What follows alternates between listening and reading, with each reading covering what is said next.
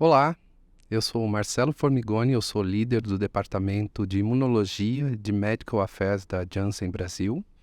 E aqui estamos no nosso podcast, uma série de podcasts que teremos sobre o tema Siga Sem Pausa. Esse é o primeiro episódio de 4 episódios que vamos ter para falar com você, paciente, e familiares também que convivem com essa doença, né? Estamos aqui hoje para esse bate-papo, né, para essa conversa descontraída, aqui com a doutora Renata Frois. Ela é gastroenterologista, é especialista em DII, e a gente já vai entender melhor o que essa sigla significa, e membro do GDIB, a Organização Brasileira de Doenças de Crohn e Colite. Também estamos aqui para esse bate-papo descontraído aqui com o Tiago Del Grande. O Tiago, ele é paciente de doença de Crohn e autor do blog Ai Minha Barriga. Ele também é vice-presidente da DII Brasil e também presidente da AdRio. É isso? É isso aí. É isso, muito bem. Bom, vamos começar esse bate-papo primeiro para entender, né? Obrigado, Renata, pela sua presença aqui. Doutora Renata, que veio do Rio direto para São Paulo para a gente ter esse bate-papo. Super obrigado pela sua presença. Eu acho que é importante esclarecer, mais do que tudo, a gente sabe que as doenças inflamatórias intestinais, ou as DIIs, né, essa sigla, ela comete a maioria dos pacientes jovens, em idade de trabalho super produtiva. Mas antes de mais nada, eu queria que você explicasse um pouquinho para a gente, doutora Renata, o que são doenças inflamatórias intestinais, Crohn, retocolite, são a mesma coisa? E depois, se puder falar um pouquinho desses sintomas, porque às vezes a gente já tem pacientes aqui, mas podem ter ouvintes que acabam tendo curiosidades para entender melhor sobre essa doença. Claro, um prazer estar aqui. Obrigada pelo convite. E é super importante a gente estar divulgando mais sobre os sinais e sintomas e o que são essas doenças, até para a gente poder fazer um diagnóstico mais precoce das mesmas, o que vai ajudar muito na evolução desses pacientes. Então, a maioria desses pacientes, eles têm ou diarreia crônica, ou dor abdominal, ou emagrecimento. Quando esses 3 estão juntos, aumenta mais a nossa chance de pensar de ser ou a retocolite ulcerativa ou a doença de Crohn. Mas, quando foge um pouco desses sintomas, porque como a gente pode ter também sintomas sistêmicos, como fadiga, cansaço, até febre baixa, mal-estar. Então, aí já fica mais difícil um pouco pensar no diagnóstico. E tem ainda uma gama de pacientes que eles cursam com constipação. Então, aí, como muitas vezes a gente relaciona diarreia, sangramento, a gente tem uma dificuldade maior no diagnóstico quando eles fogem assim dos sintomas clássicos. E nesse sentido de ter manifestações também fora do intestino, chega a ser cerca de 50% dos pacientes podem vir a ter artralgias, manifestações extraarticulares. E também, além de acometer o intestino, as doenças inflamatórias intestinais podem acometer a pele, as articulações, os olhos. Então, é importante a gente ter esse olhar de serem doenças crônicas, tá? Principalmente acometendo o intestino grosso, mas também, no caso da retocolite, esse acometimento é exclusivo do intestino grosso. Mas na doença de Crohn, pode acometer em qualquer segmento da boca até o ânus. Inclusive, é um pouco diferente uma da outra no sentido da extensão, né? Então, a retocolite, o nome já dá a dica. Sempre começa pelo reto e vai subindo pelo cólon. Então, para você chegar lá até o ponto que o cólon, que é o intestino grosso, ele se liga ao intestino delgado, ele tem que ter percorrido toda essa extensão. Diferente do Crohn, que pode ser uma doença salteada. Então, você pode ter o Crohn no reto e também no ilho, que faz parte do intestino delgado. Então, é um pouquinho diferente essa questão da extensão, e isso vai fazer uma diferença no diagnóstico. Porque na retocolite, a colonoscopia basta. Mas no Crohn, como a colonoscopia ela só vê o intestino grosso, você pode precisar de outros exames complementares, como uma ressonância, uma tomografia, para poder ver outras partes desse acometimento e fazer esse diagnóstico. Legal. Uma coisa que me chamou muita atenção quando você falou foi sobre que quando a gente pensa de uma doença inflamatória intestinal, a gente fica de olho ali a maioria das pessoas pensam que é uma diarreia, né, constante, com sangramento. Você falou também que tem pacientes que não têm esses sintomas. Quais são esses sintomas mais específicos? É não ir ao banheiro, quando fala constipação, é não ir ao banheiro. Como que é isso? Como que o paciente... A dor, quais são os outros sintomas? Porque assim, o clássico, né, que você pensa, uma doença inflamatória, um Crohn, uma retocolite ulcerativa, você sempre vai pensar em algo como sangramento, dor, algo que evidencia visualmente esse paciente, né? Mas quando é uma constipação, porque assim, a gente sabe que até o hábito alimentar das pessoas pode ser que a pessoa tenha uma constipação. E como diferenciar que eu preciso me preocupar ou ir para um médico especialista? Então, como eu falei, quando é o clássico, né, vamos dizer assim, os sintomas mais comuns, que são diarreia, sangramento, é mais fácil de pensar.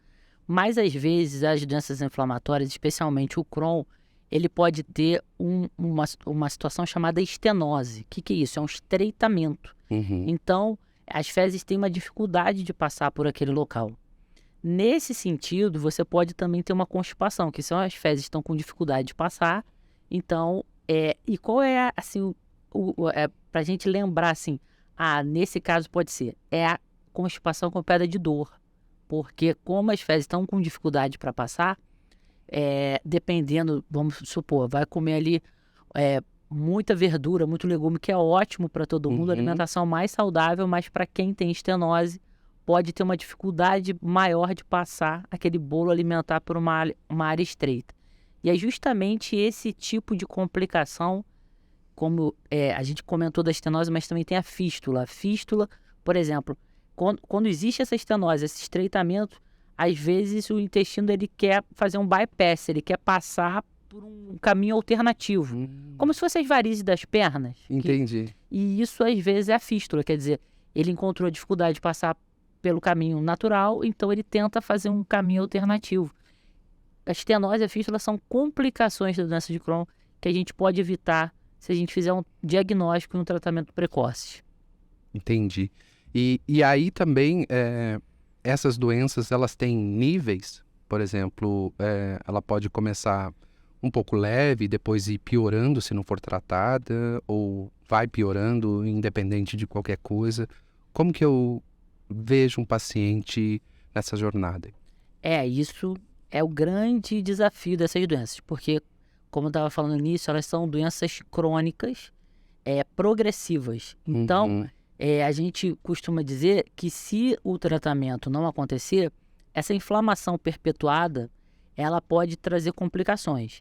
Tanto essa fístula estenose, como a gente falou, como o próprio dano intestinal, quer dizer, o intestino ficar disfuncional, ele perder as austrações que a gente fala, as contrações do mesmo, aí ter mais dificuldade de absorção, mais dificuldade de fazer as funções intestinais para as quais ele existe, e isso vai gerando complicações ao passar do tempo. Então, existe uma expressão que a gente fala da janela de oportunidade.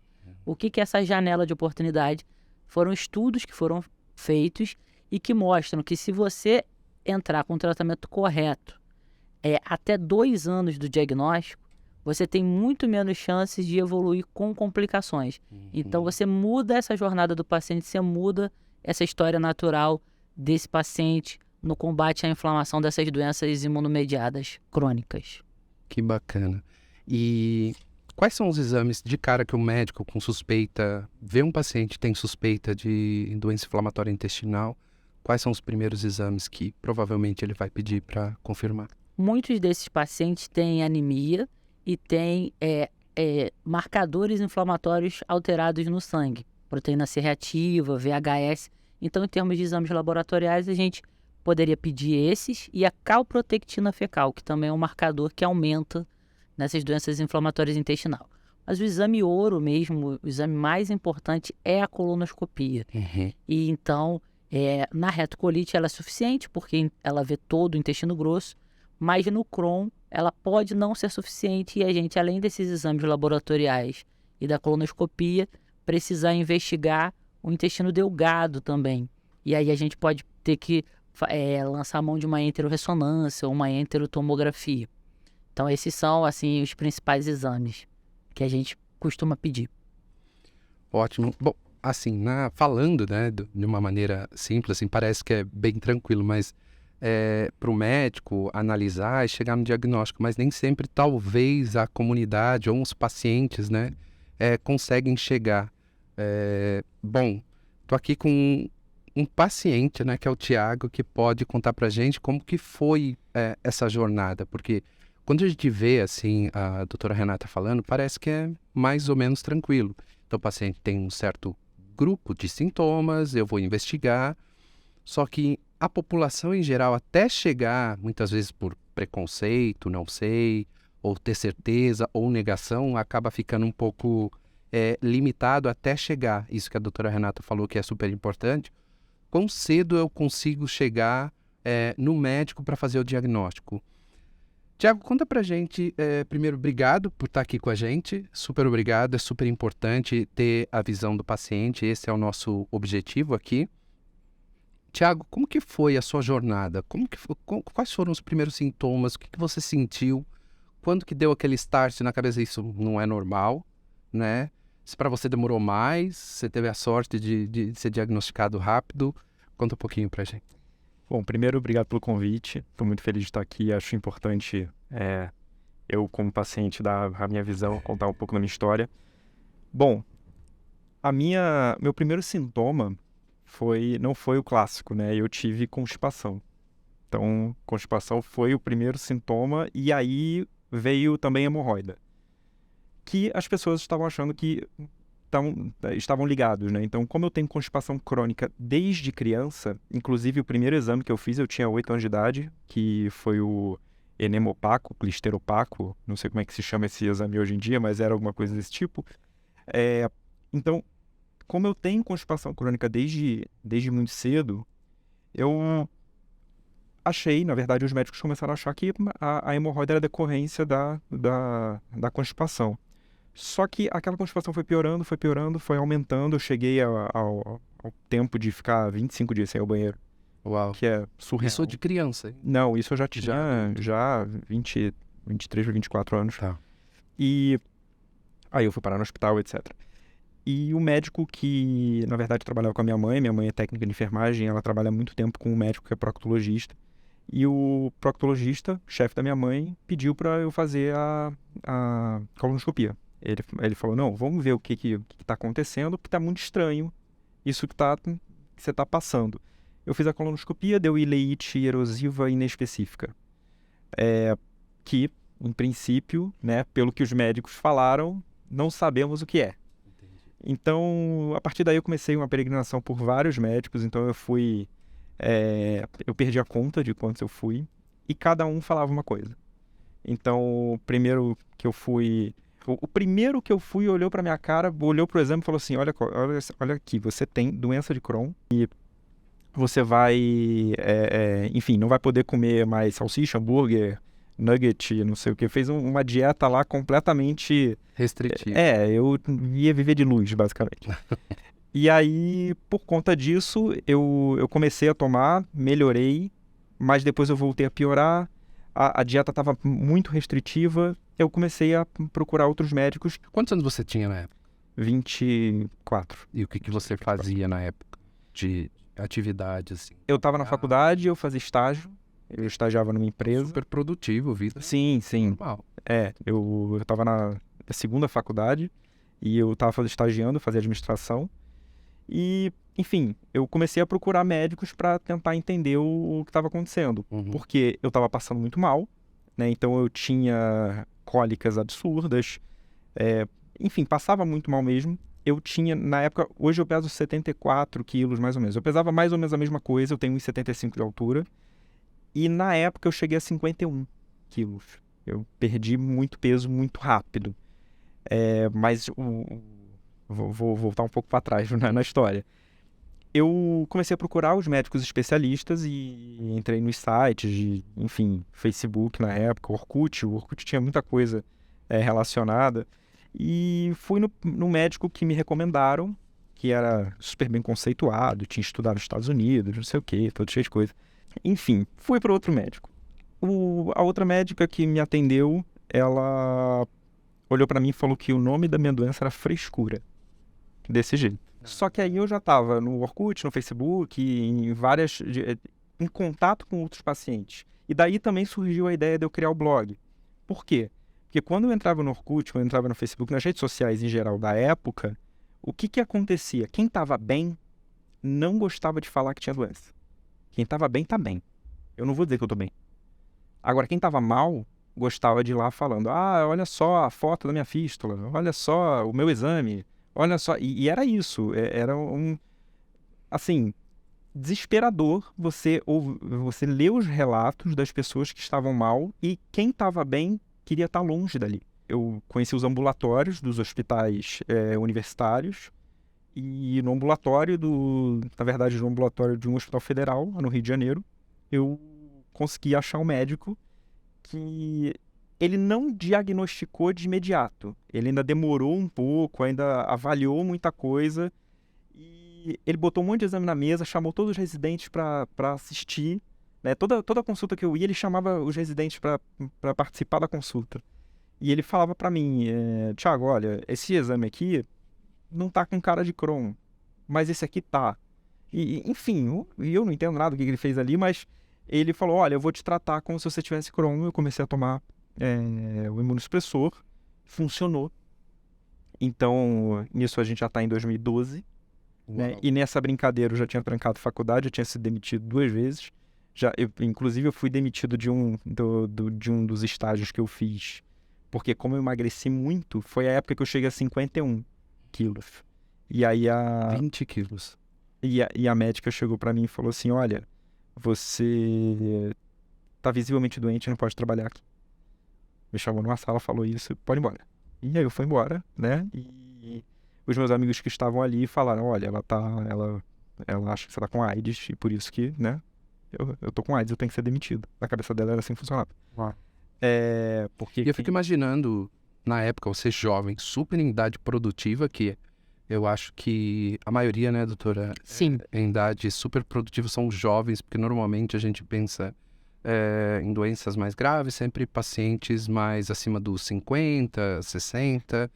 E é impressionante o quanto tem de pacientes jovens, idade super ativa. Então, você estava trabalhando e estudando, né? Isso. E normalmente essa é a característica das pessoas, né? Eu estava ouvindo aqui o Thiago falar e lembrando porque eu fiz um trabalho sobre essa questão justamente da relação, né, da idade com a produtividade. Foi um trabalho sobre o impacto socioeconômico do afastamento do trabalho por doença inflamatória intestinal no Brasil. E nesse trabalho a gente viu que existe uma média de demora no Brasil, na época que a gente fez o trabalho, de 5 anos entre os sintomas aparecerem e o diagnóstico ser feito. Então, vai um pouco, né, ao encontro do que o Thiago estava falando, essa demora toda. Porém, uma vez que o diagnóstico é feito, leva só 3 anos para ele ter o primeiro afastamento do trabalho pelo INSS. Então, imagina isso. Supondo até que esse diagnóstico seja mais rápido. Em pouco tempo, ele já tem algum afastamento do trabalho. E isso é muito impactante, porque a gente está falando, como você bem salientou, de pacientes jovens, de homens e mulheres dos 15 aos 40 anos, que estão em plena atividade laboral. Então, isso impacta muito, tanto na questão afetiva deles, quanto na questão produtiva deles. E esse trabalho a gente fez entre 2010 e 2014, foram 5 anos esse estudo, e a gente viu que tinha cerca de 15 mil pacientes com doença inflamatória intestinal afastados do trabalho nesse período. Isso corresponde a apenas 0,01% de tudo que foi afastado por auxílio-doença no Brasil. Então, se a gente fosse botar fratura, cirurgias, tudo, era só 0,01% o percentual de doença inflamatória. No entanto, eles foram responsáveis por 1% de tudo que se gastou. Isso por quê? Porque a média de dias de afastamento do trabalho foi de 314 dias. Imagina, praticamente 1 ano parado sem trabalhar. E isso a um custo altíssimo, cerca de quase 100 milhões de dólares. Então, assim, em reais, quase mais 300 milhões. Então, assim, é um impacto muito grande porque é um afastamento muito longo. E o afastamento muito longo tem muito a ver com essa jornada do paciente, essa dificuldade de se chegar ao diagnóstico, dificuldade de se chegar ao especialista, dificuldade desse especialista muitas vezes ter o acesso à medicação. Porque você, pelo que você falou, você começou com um tratamento que a gente fala de convencional, que são os aminosalicilatos, os imunossupressores, mas nem todo mundo vai por esse caminho, ou vai responder a essas medicações, ou vai estar indicado começar com essas medicações. E aí, talvez, em situações mais graves, ou moderadas a graves, que a gente chama, ou em situações que houve falha, ou efeito colateral, ou não resposta, né, a esse tipo de terapia que a gente chama de convencional, que é a terapia oral, né, a gente precise dos imunobiológicos. Justamente por serem doenças imunomediadas, doenças em que a inflamação está descontrolada, esses imunobiológicos eles atuam em várias fases da inflamação, bloqueando essa resposta inflamatória desorganizada, desenfreada. E realmente essas medicações elas assim mudaram a história natural dos pacientes com doença inflamatória intestinal. Isso a gente fala porque houve uma queda significativa do número de cirurgias e de hospitalizações. Então, quando a gente pensa até nessa questão mesmo do afastamento do trabalho, você diminuir cirurgia, você diminuir hospitalização e você diminuir o absenteísmo, isso é muito significativo porque são pessoas jovens, né? Então, acho que foi um trabalho que foi muito gratificante para mim fazer, porque a gente conseguiu olhar para um outro lado que nem sempre é visto. E você falou uma coisa bem interessante para a gente aqui, que é a questão da cirurgia, né? O paciente, ele vai para a cirurgia em algum momento? Em que casos ele vai para a cirurgia? Porque eu acredito que nem todos precisem da cirurgia. Eu acho que vai muito da gravidade, Crohn, retocolite. Quando que esse paciente chega ao caso de ir para uma cirurgia? Então, assim, a maioria dos pacientes, o tratamento cirúrgico é como se fosse a última etapa. Entendi. Então, se ele falhou os tratamentos convencionais orais, se ele falhou os tratamentos biológicos, ou se ele teve complicações, como estenoses, fístulas, abscessos, aí é indicado um tratamento cirúrgico. Hoje em dia esse conceito tem mudado um pouco. A gente às vezes faz uma cirurgia um pouco mais precoce, enquanto o paciente está bem, quando ele está no estado nutricional bom, quando ele não usou muito corticoide, que isso complica o pós-operatório. A gente tem feito muito mais hoje em dia cirurgias eletivas para quando não há uma resposta ao tratamento, mas não como mais última etapa, e sim para tirar aquela parte mais inflamada que não teve uma resposta, e aí como se fosse um reset, né? Vamos resetar. Você sabe que vai piorar aquela região, Isso. então você adianta. Adianta um pouco para o paciente não ir para uma cirurgia num estado tão ruim como acontecia antigamente, que ele ia o estado nutricional já muito ruim, muito sintomático. Então, esse conceito da cirurgia mudou. Então, com isso, os pacientes indo para uma cirurgia mais precoce, estando num estado de saúde melhor, o tempo também de afastamento é menor, porque a recuperação é mais rápida. Mais rápido. Então, mas no passado a cirurgia era assim, a alternativa quando existiam falhas às medicações anteriores ou quando tinha alguma complicação. Entendi. E um dado, quero voltar ainda porque seu estudo é muito interessante, a gente precisa explorar mais ele, mas um dado que você falou que é a questão de pacientes jovens saindo do trabalho. Então, imagino essa idade entre 15, 30, 40 anos, a pessoa quer construir tudo, né? Quer trabalhar, quer estudar. E eu vi no seu caso, Thiago, que você estava na faculdade e trabalhando. O quanto isso tem impacto emocional? Porque quando você pega uma pessoa, né, não, assim, de uma idade mais avançada, ela já experienciou muitas coisas na vida, né? Então ela está ali, já construiu muitas coisas. E eu percebo que esses pacientes é como se eu interrompesse algo que está fora do controle dele, né? Como foi para você a questão da faculdade, você teve que parar ou não, do trabalho? Porque o trabalho eu vi que, neste caso, você teve que, né? Você foi desligado do seu trabalho, mas a questão da faculdade, dos amigos, vida social, como que fica? Também complicado, porque a faculdade eu precisei trancar, né? Eu fiquei um semestre, na verdade eu não cheguei a trancar a faculdade, eu tranquei todas as disciplinas, eu ia fazer uma só.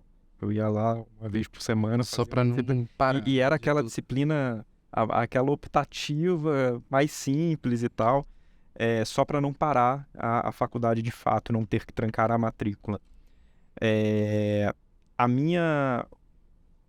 A questão do desenvolvimento social ali de faculdade, eu não tenho amigos de faculdade hoje em dia, porque por conta de todos os problemas que eu passei com a doença, eu não consegui fixar muito numa turma.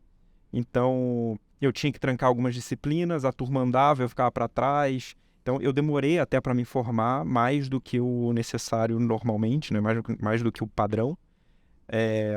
E eu sempre quis, eu tinha muita vontade de fazer mestrado e tal, eu queria dar aula, etc. Só que eu pensava, poxa, eu não consigo nem terminar a graduação, né? Eu consegui fazer alguma coisa desse tipo. E a vida social com os meus amigos que não eram da faculdade, ou que eram de outros, assim, vizinhos ou amigos de infância, ou coisas do tipo, também foi um pouquinho afetada. Um pouquinho, não, um pocão, né? Bastante afetada. Muita gente se afastou porque chamava para ir à festa, para ir num show, e eu não podia. Eu não podia sair de casa, eu não tinha como.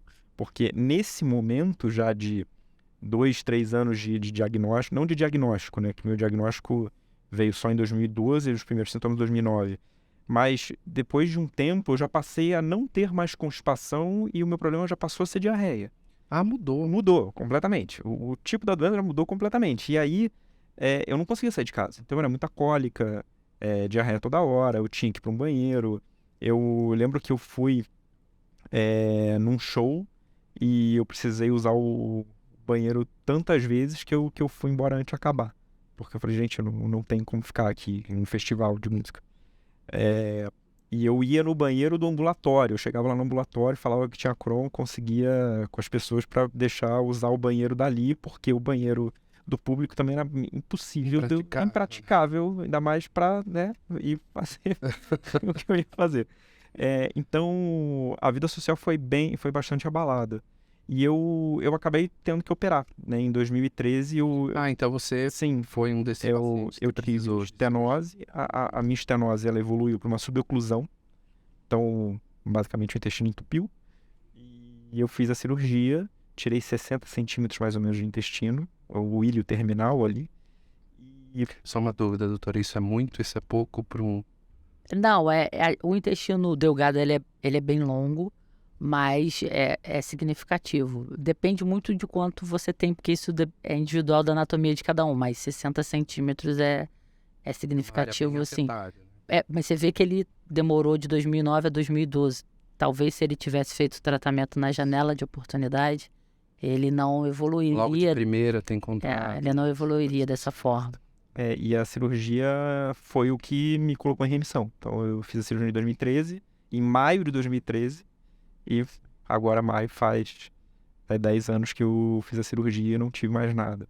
Obviamente, eu faço uso de medicação ainda para manter a remissão, mas desde então eu não tive nenhum tipo de complicação.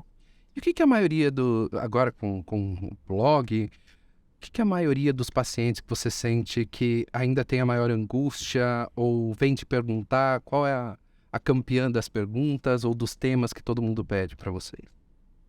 O principal é o medo. É o medo do que vai acontecer. E aí a gente tem algumas questões que... Porque assim, por que eu criei o vlog, né? Voltando lá pro assunto de trás. Porque as pessoas só gostavam de falar que estavam mal. E eu tô bem, né? Eu mesmo quando tava mal, eu não ficava dizendo, tô mal, tô mal, tô mal. Eu falava o que estava acontecendo exatamente. E depois que eu fiquei bem, ou seja, depois que eu fiz a cirurgia, que eu fiz o meu mestrado, agora eu casei, mudei de cidade. Então, assim, a vida andou e andou bastante. Então, Não teve pausa. exatamente. Então, segui sem pausa, né? Então, a grande dúvida das pessoas é o que vai acontecer com elas. E grande parte dessas pessoas, elas vêm porque tá com sintoma, e aí ela vai no médico, e o médico fala, olha, você não vai poder... E aí eu vejo a história de novo se repetir. Em geral, o medo é esse. A pessoa fala assim, olha, o médico, você não vai poder comer isso, não vai poder comer aquilo, não vai poder comer nada, vai viver de luz. Um problema que a gente hoje enfrenta é justamente que os medicamentos biológicos ou os outros, né, imunossupressores, enfim, eles podem ter falhas ao longo do caminho. Então, o mais importante para a gente até tentar evitar isso tudo, além da aderência que a gente fala muito, é a gente ter opções. Porque eu sempre brinco, né, que não é ali uma corrida rápida, ali 100 metros. É, né, uma jornada inteira, mais uma maratona. Então, a gente tem que ter muitas opções de tratamento, pensando que você pode tratar esse paciente por 30, 40, 50 anos. Então, é muito importante a questão da adesão, mas também é muito importante a questão do acesso a um arsenal terapêutico maior. E eu acho que talvez isso tudo que a gente esteja conversando hoje, os maiores problemas que eu vejo, de uma forma geral, são acesso. Acesso, num primeiro momento, a um médico que pense nessas doenças. Acesso, num segundo momento, a passar uma colonoscopia ou alguns exames e ele consiga fazer e não precisar ir para Nova York, nem um local assim, enfim, ou no SUS ou no plano de saúde que consiga. Num terceiro momento, acesso quando vem o resultado desse exame a quem for interpretar esse exame, fechar o diagnóstico de doença inflamatória, porque muito diferente de um câncer, não vem assim na biópsia escrito câncer, não vem na biópsia escrito Crohn ou retocolite, isso é muito raro. Na verdade, é um quebra-cabeça que você vai juntando os sinais e sintomas do paciente, o que deu na colono, o que deu ali no exame de sangue, o que deu no exame de fezes, a biópsia, o exame de imagem, seja a tomografia ou a ressonância. Aí você junta tudo e você, como médico, é o responsável por dizer, juntando todas essas peças do seu quebra-cabeças, o seu diagnóstico é doença inflamatória intestinal. E aí muitos colegas têm essa dificuldade de estar dando, vamos dizer assim, falando para o paciente... Bater esse martelo e falando para esse paciente que ele vai ter uma doença crônica, uma doença progressiva, uma doença que ele vai precisar acompanhar para a vida toda. E assim, eu falo, mas vocês falam para outros pacientes que ele é diabético. E o diabético também é um paciente que também é crônico, que a gente ainda não tem cura, que alguns vão ficar bem com medicações orais, outros vão precisar de insulina. Então, outra coisa, aí mais uma etapa, às vezes o médico também já quer falar sobre nutrição, sobre a parte de alimentação. O Thiago falou bem isso. Né? Já falou, já não pode, não... Nós médicos, infelizmente, na nossa formação, a gente é muito treinado para o não pode, o que não pode. E o que o Thiago também falou, que nesse estudo, por exemplo, a gente viu que 20% dos pacientes podem ter depressão ou ansiedade associados, o que também impacta no afastamento laboral. Então, olha aí. Essa é a pergunta que eu queria entender melhor também. O quanto a pessoa já está deprimida, né, pela própria situação que ele está passando, e ainda um empregador acaba falando, não quero, ou você está faltando demais, e o quanto isso pode prejudicar a qualidade mental desses pacientes, que são muitas vezes jovens, né? Mas eu queria explorar mais do seu estudo. Os pacientes foram demitidos? Você chegou a ver alguma coisa do tipo da questão trabalhista? Eles foram demitidos, eles pediram demissão, eles se afastaram? Teve algum impacto? Depois quero saber do Thiago como que anda a vida laboral dele ultimamente, depois dessa qualidade de vida. Mas que mais que o estudo acabou abordando nesses pacientes? Então, assim, a gente foi um estudo de levantamento de dados. A gente não falou diretamente com esses 15 mil pacientes. Entendi. Então, nesse estudo, a gente basicamente viu que, por exemplo, a retocolite ulcerativa era mais presente, mas que o Crohn afastava pacientes mais jovens e por mais tempo. A gente viu, por exemplo, que o afastamento era mais predominante em mulheres. A gente viu, e que bate com todos os estudos internacionais, isso inclusive. Porque o Crohn afasta mais do que retocolite? Sim, porque a retocolite é uma doença mais superficial, que a gente chama uma doença mais de mucosa. Enquanto o Crohn é uma doença transmural, que seria isso. Ele pega todas as camadas do intestino. Então, tanto que a retocolite a gente não vê bem no exame de imagem, uma ressonância, uma tomografia. E o Crohn, sim, porque como ele pode cursar com estreitamentos ou com aquelas fístulas, você também tem um espessamento desse intestino na hora desse exame de imagem, justamente por ele pegar todas as camadas.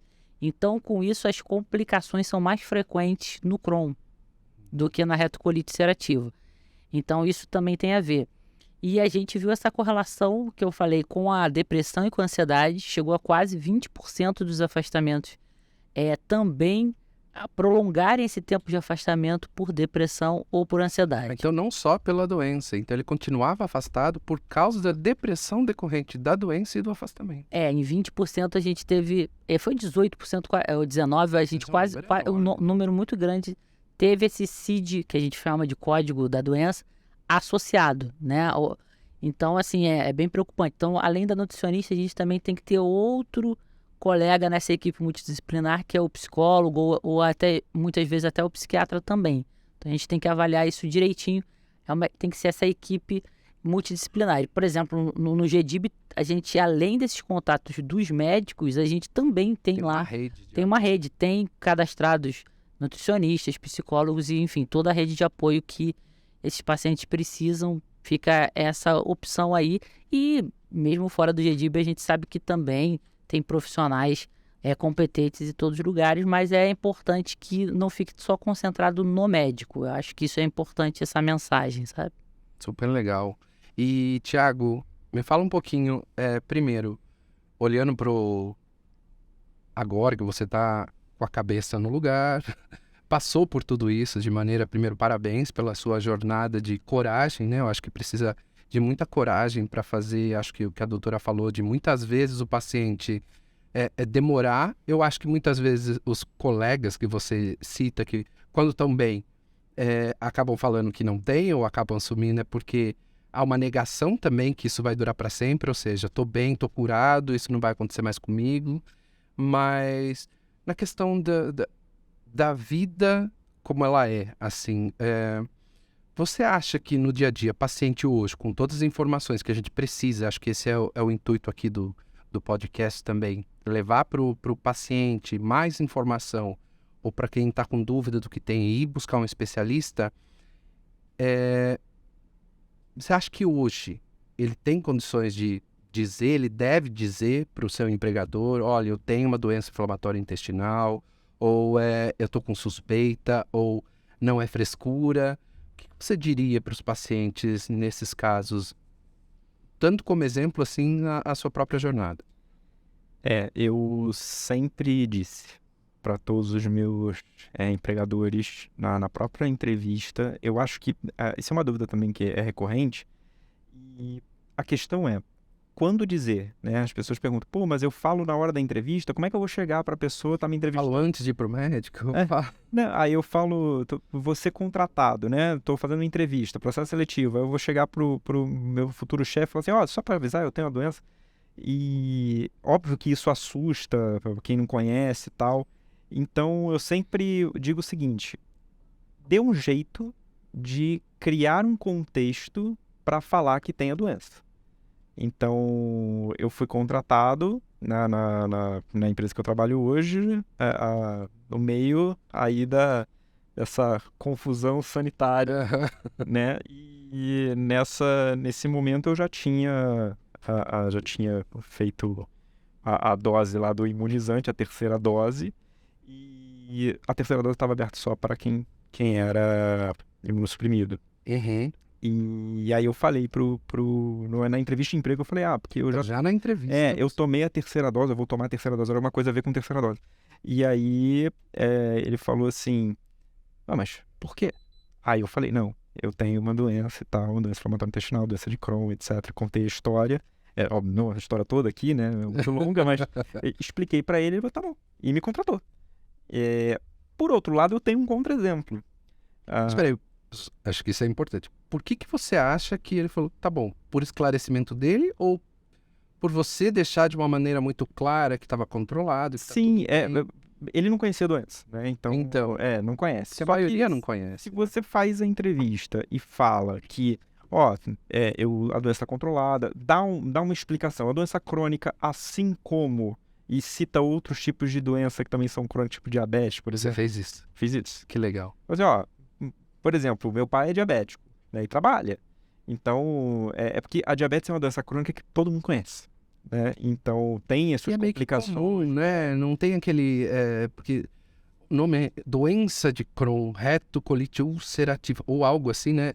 Não é muito comum, você fala, meu Deus do Mas já céu. deixou de ser doença rara, até a gente já tá com 100 casos. Foi considerada doença rara. Mas já os últimos publicações brasileiras já passou de 100 para 100 mil. Então já não está mais no patamar de doença rara aqui no Brasil. E tem alguma... Por estar passando de não doença rara para doença rara, porque a gente aqui da Janssen trabalha muito, então pra gente é super prevalente, porque a gente conversa sobre isso o tempo todo para como melhorar a vida do paciente. Mas você acha que aumentou o número de pacientes ou eles estão sendo melhor diagnosticados? Eu acho que ambos. Eu acho que o esclarecimento, como o Thiago, por exemplo, de certa forma fez no trabalho e com certeza para os colegas de trabalho ele também deve ter esclarecido. Então as pessoas estão com mais acesso à informação. Tá mais fácil alguns exames que antes não tinham no SUS, antes não tinham no plano de saúde, então essa questão também está melhor. Então acho que sim, houve um incremento na questão do diagnóstico, mas também a mudança da alimentação, o estresse e outros gatilhos que fazem parte dessas doenças que são multifatoriais estão aumentando sim a prevalência no Brasil. Então, acho que é uma soma, né?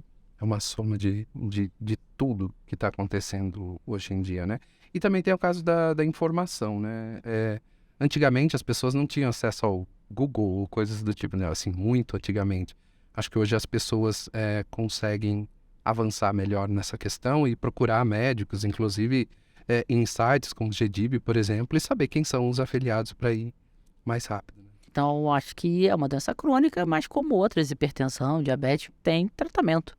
E quanto maior o acesso ao tratamento, hoje em dia, quantos antihipertensivos tem? Quantos tipos de insulina tem? Quantos tipos de remédios hipoglicemiantes orais tem? E por que não nas doenças inflamatórias intestinais a gente não ter o mesmo tipo, né?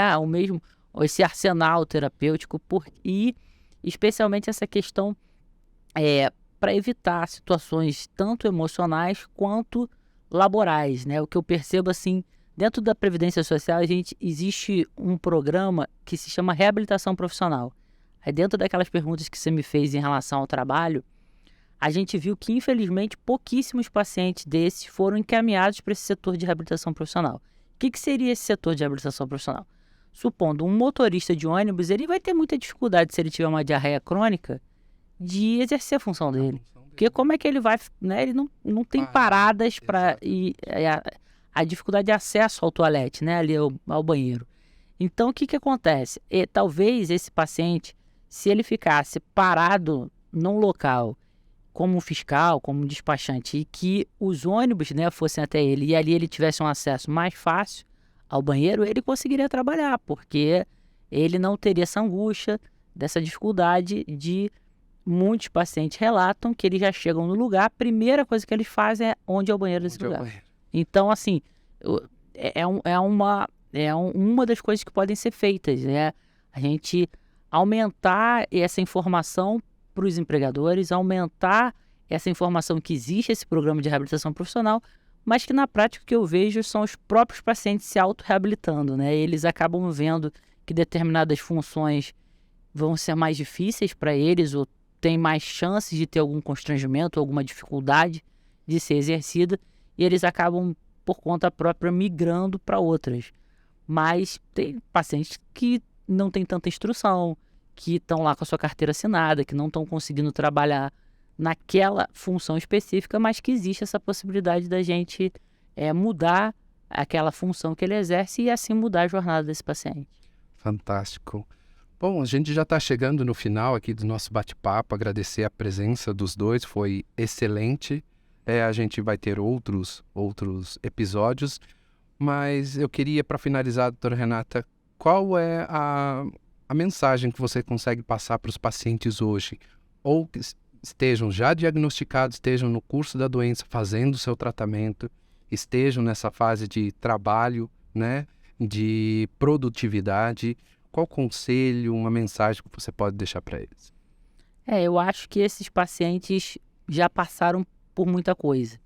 E cada vez mais a gente, tanto médicos como associações de pacientes, especificamente o GDIB e outras associações como a que o Thiago faz parte, vem lutando muito para melhorar o acesso, e a participação social é importantíssima em relação a isso. Então, sempre está tendo consultas públicas, seja para aumentar o acesso de exames diagnósticos ou de medicamentos terapêuticos. Então, acho que a gente participar desses momentos a gente, mesmo que hoje a gente esteja bem, pode ser que amanhã não esteja. Então, a gente ter mais opções de tratamento, ou pode ser que ontem a gente não estava tão bem assim. Então, é pensar também em quem ainda está lá no início da jornada e pensar no futuro da nossa própria jornada. Então, acho que a gente tentar, de uma forma geral, dessa participação social, ou do Maio Roxo, de uma forma geral, que é conscientização nas praças, nos shoppings, a gente está falando mais sobre a doença inflamatória intestinal e desmistificando, seja com familiares, seja com empregadores, seja com a população em geral. Eu acho que seria até uma forma de melhorar nossa qualidade de vida, estar empoderado de que eu tenho uma doença crônica, mas eu sei quais são os tratamentos e estou aqui falando sobre ela e enfrentando e tranquilizando outras pessoas. Eu acho que a gente tem que trabalhar muito nessa questão da informação, de uma informação de boa qualidade, como a gente está fazendo aqui hoje. Excelente. Thiago, pensando no Thiago lá, que passou por toda essa jornada e que ainda passa, super controlado, super ciente da sua condição, que conselho ou dica você daria para um paciente que está começando a sua jornada ou que ainda está na sua jornada controlado ou não, assim como você? Que mensagem você pode passar para os colegas que têm essa enfermidade? A primeira coisa é procurar um médico especialista que entenda da doença. E essa escolha de médico tem que ser por um médico que escute o paciente, que tem vários tipos, né? Vários perfis. Tem um médico que gosta de falar mais, falar menos. Então, um que você tenha empatia com ele, assim, que você goste de estar ali. Mesmo porque, né, doutora, é um casamento, né? Por volta. É isso. E procure outros profissionais também, nutricionista. Eu, por exemplo, eu tenho nutricionista, eu tenho minha gastroenterologista, eu faço terapia, eu tenho psiquiatra. Então, procure a equipe multidisciplinar. Além do médico e da equipe multidisciplinar, procurar outros pacientes e as associações de pacientes, porque as associações elas promovem a conscientização. Então, grupos de apoio, grupos de pessoas que têm a doença que vão só bater um papo, conversar, para trocar experiência. Então, procurar outras pessoas nas redes sociais ou nas próprias associações que também tenham a doença e não tenham vergonha de ter a doença. Porque eu passei por muitos perrengues. Então, eu tenho uma história que eu fui do inferno ao céu. Então, eu fiz cirurgia e estou aqui. Eu tomei trocentos tipos de medicamentos e estou aqui. Então, assim, eu consegui conquistar tudo que eu queria na minha vida. Eu talvez tive que adiar um pouquinho, mas eu consegui. Então, se fizer o tratamento correto, se tiver a informação correta, vai dar certo. Vai ter uma vida. Vai ter uma vida. A tendência é que tenha uma vida super normal. Excelente. Bom, agradecer os dois. Muito obrigado pela presença. Foi incrível saber um pouco mais do lado do médico e do lado principalmente do paciente que passa por essa jornada. E para vocês que estão assistindo, agradecer, ficarem aqui com a gente todo esse tempo e aprender um pouquinho mais a visão tanto do paciente quanto a visão do médico. E lembrar que as doenças inflamatórias intestinais, elas são uma doença crônica, mas elas têm tratamento e você pode, assim como o Thiago, ter uma vida normal, ter uma vida produtiva e uma vida super de qualidade, contanto que você tenha conscientização e faça o tratamento corretamente. Muito obrigado e a gente vê nos próximos episódios.